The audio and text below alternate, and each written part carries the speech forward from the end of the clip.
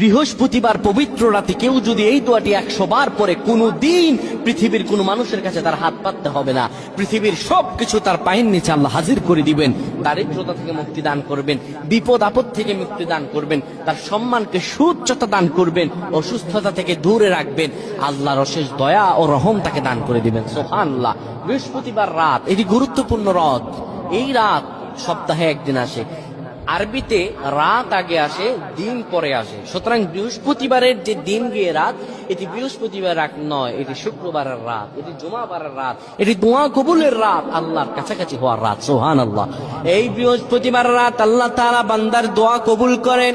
কেউ যদি বৃহস্পতিবার রাতে ঈশা নামাজের পরে পবিত্র হয়ে ইয়া হাইয়ু ইয়া হাইয়ু ইয়া হাইয়ু ইয়া রফিয়ু ইয়া রফিয়ু ইয়া রফিয়ু এই দোয়াগুলো পড়তে পারে 100 বার,